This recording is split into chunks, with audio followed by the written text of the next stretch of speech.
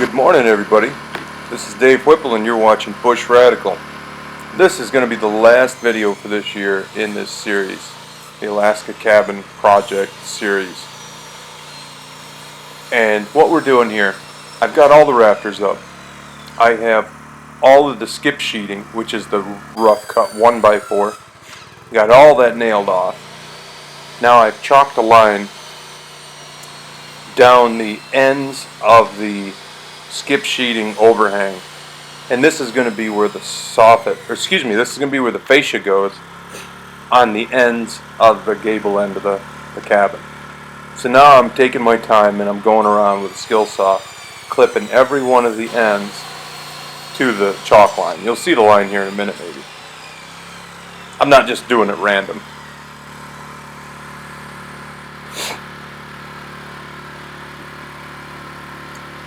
As you can see here, Brooke is running the camera. She's catching these shots, and the generator is running, so all this basically is voiceover stuff. You couldn't really hear if I was to say anything from this distance with the generator anyway. Now what I'm doing right here is I'm setting a nail in the end of this 1x4. So when I get my soffit, when I get my fascia piece up, I'll have a nail set and ready to tack into it. You'll see here in a second.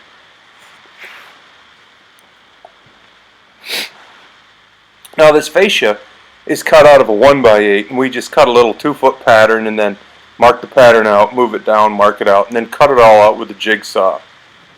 I've done this in the past, and my wife has done this in the past, and these ones were all cut by Brooke while I was doing the skip sheeting. She did a wonderful job. That little extra touch sure sets a place off. You know, you could just wrap the fascia with the roof metal fascia wrap piece. You could put on a board of some kind. But the decorative fascia, it always gets a lot of looks. Takes a little extra time. You can see right there I've got a little chunk of 1x4 screwed into the end. What that 1x4 does, it's like a 1x2 actually. It just holds over top of the fascia board that goes across the front and keeps that end up. It's kind of like an extra hand. I have a 1x4 screwed to the back of that fascia piece, and it's screwed about every 6 inches, and I'm actually nailing into that 1x4. So my 1x4s for the roof and the top edge of that fascia board are flush together.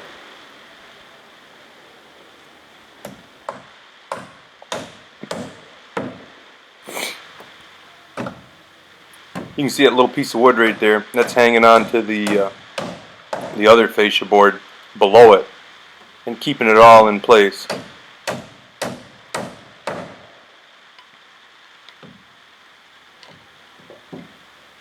And then what I do is I just unscrew it.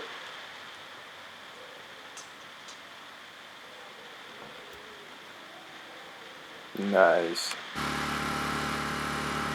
Now we're onto the metal, and metal is like a blues tune.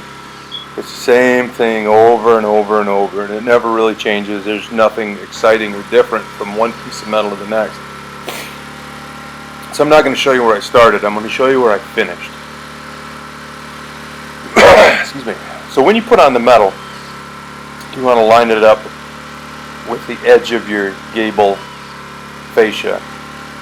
So hopefully it's not going to be cockeyed all the way across, because metal is as true as the first piece you put on.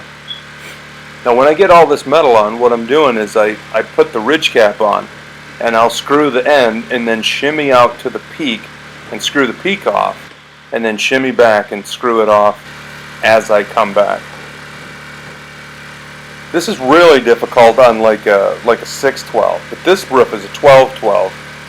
It's not so bad. On a 612, it's like you're sitting on a barrel, you know, you really got to straddle up, but it's really too steep to stand up on.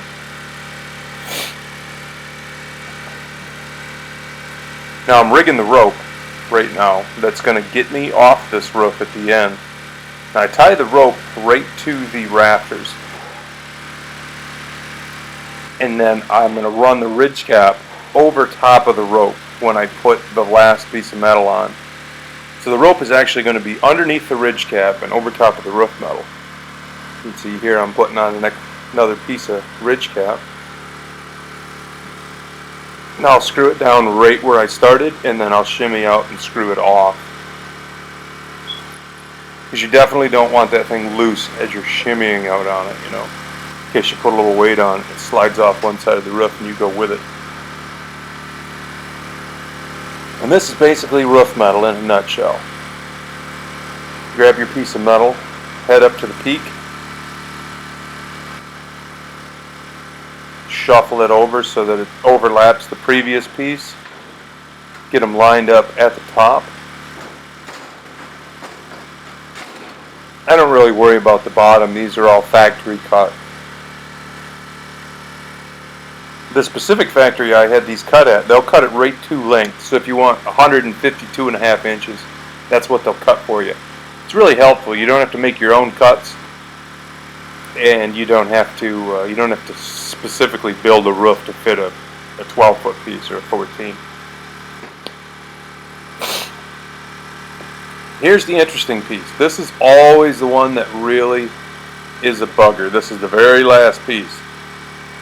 And there's kind of only one way to do it on a steep roof like this. Because you can't stand on a 12-12 pitch. You can't do it. It's too steep. You just go right off. So this piece of metal has to be drug up. Has to be tacked into place with a screw. Then I have to set the ridge cap. And then I have to shimmy down the roof and screw it off as I go. Now, if you're just working off a rope and you're one person, I don't see another way to do this last piece. Every roof I've done has been this exact same sequence. You also have to have your piece of ridge cap up there and ready to go. So when you get the top of that last piece of metal screwed off, you can reach behind you, pick your piece of ridge cap up that's waiting, set it in place, screw it off, and then start your way down.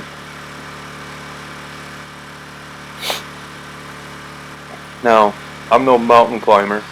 I've just got this rope wrapped around me a couple different directions, and I got a hold of it with one hand on the live end. So when I need to go down, I just give myself a little bit of slack and slide down the roof.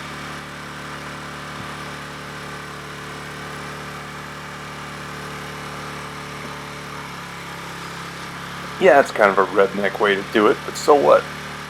It's kind of a redneck cabin.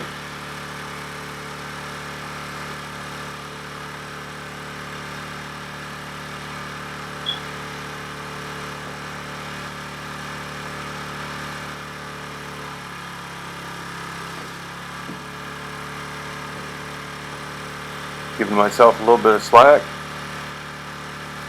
Going down the roof a bit.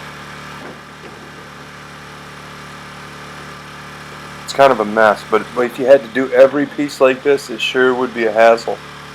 Honestly, if you deck a roof, you know, if you took a roof and decked it with, say, 5/8 OSB, and then put metal on it, I don't know how you'd do it. I'm not a roofer, I don't know the process. When you skip sheet a roof with 1x4s like this, you have a ladder system basically. You can run all over that roof, and the only time you ever have a problem is this last piece.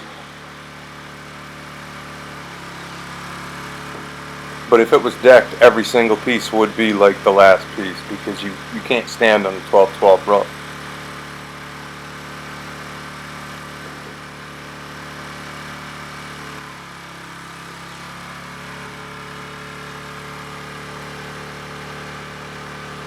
Brooke has set the ladder up for me at the very end, and I'm just going to slide off onto it.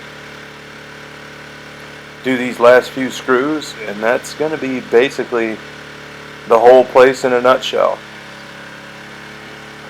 Love the way that fascia looks. Fascia really sets everything off.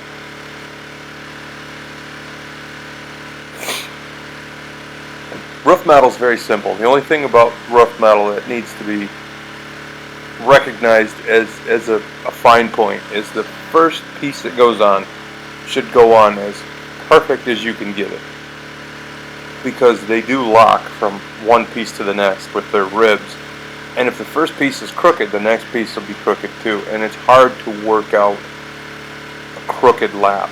I mean, you can try to fudge it a little bit and try to get it back true, but setting that first piece of metal, you want it to be as perfect as you can get it.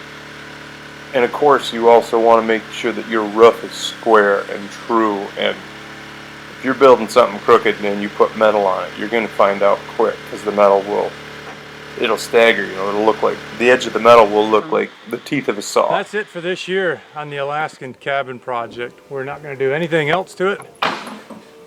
And we'll wrap it up in spring when the logs are easier to peel and we can fill these walls in without peeling. I remember pulling in the driveway just a few months back, and there's a foot of snow in the end of the driveway. We got started on the cabin project, and this is as far as it got. Got the roof on it, got the fascia cut, got probably 60–70% of the log work done. All the detail stuff, all the big cross beams that are going to hold up the upstairs floor, I guess you'd call them joists, but they're just big logs. All the windows cut in, all the doors cut in. All that's left to do is to put full-size logs in a couple different areas, and then the walls are complete. I can throw the windows in, I can put the doors in, and the shell is done.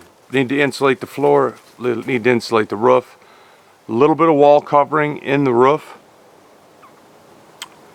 and that's pretty much it. Now, unfortunately, this summer I don't get to spend as much time up here as I'd like. I just have too many irons in the fire, and I've got things to do back down in the States. So this morning, I've got the Ford Escort packed up. Brooke and the kids took a flight out yesterday. So for the next 5 days, Daisy and I are going to be driving through Canada again. I always look forward to these trips.